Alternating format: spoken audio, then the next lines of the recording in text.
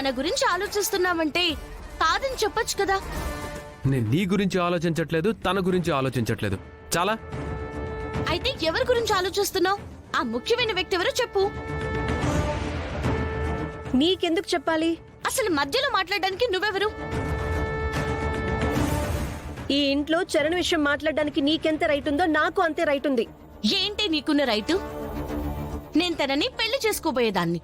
తన పక్కన పెళ్లి పీటల మీద కూర్చునే స్థాయి నాది. మా పెళ్లి మండపంలో మండపం ముందు కూర్చునే స్థాయి నీది. మండపంలోని పెళ్లి పీటల మీద నువ్వు కూర్చుంటావో నేను కూర్చుంటానో పెళ్లి అయ్యేటప్పుడు కదా తెలిసేది. ఏం మాట్లాడుతున్నావే? అర్థం పర్థం లేకుండా. నేనే మాట్లాడానండి. అవునే. తప్పుగా? మరి నువ్వు నా మాట్లాడింది జీవితంలో తప్పే ఉంది. అధ్యక్షురాలు, నేను నీ ఎందుకు గురించి వెనకేసుకొని ఆలోచించలేదు. వస్తున్నాను? చెప్పు. నేను తప్పు చెప్పానా? నేను తప్పు చెప్పానా? ఆపండి. ఏంటి గోల? చూడండి ఆంటీ, నేనేదో సరదాగా చరణ్తో మాట్లాడదామని వస్తే ఈ పల్లవేమో నీకేం రైట్ ఉంది, నేను చరణ్ని పెళ్లి చేసుకోబోయేదాన్ని, నాకే రైట్ ఉందని ఇష్టం వచ్చినట్టు మాట్లాడుతుంది. ఎవరే ఇష్టం వచ్చినట్టు మాట్లాడింది?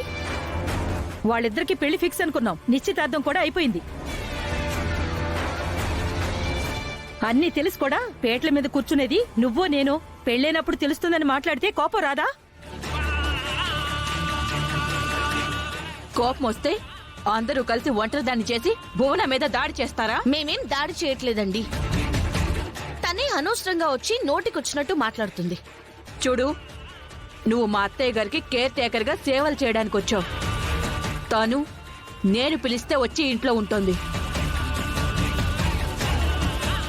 మమ్మీ, ఒకప్పుడు తను కేర్ టేకర్ గా వచ్చినా ఇప్పుడు తన ఇంటికి కాబోయే కోడలు. ఇద్దరు ఎలా ఒకటవుతారు? కోడలు కోడలు అని 100 సార్లు అనుకుంటే కోడలు అయిపోరు. పెళ్ళైతేనే కోడలు. అంటే ఏంటి? వాళ్ళ పెళ్లి అవదంటావా? ఇంకా అవ్వలేదు కదా అంటున్నా. అవుతుంది. నేనే దగ్గరుండి జరిపిస్తాను. అసలు నేను ఆలోచిస్తుంది ఎవరి గురించి? మధ్యలో వీళ్ళందరూ గోలేంటి? జరగొచ్చండి. అది జరిగినప్పుడు,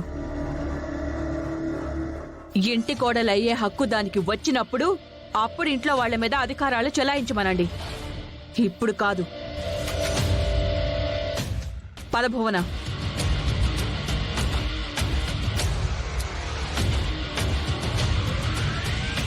ముందు నువ్వు చెప్పు, అసలు ఎవరి గురించి ఆలోచిస్తున్నావు?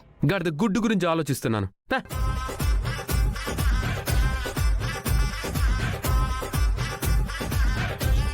వాడు కావాలని నిన్ను ఆట పట్టిస్తున్నాడే. నీ గురించి తప్ప ఇంకెవరి గురించి ఆలోచిస్తాడు?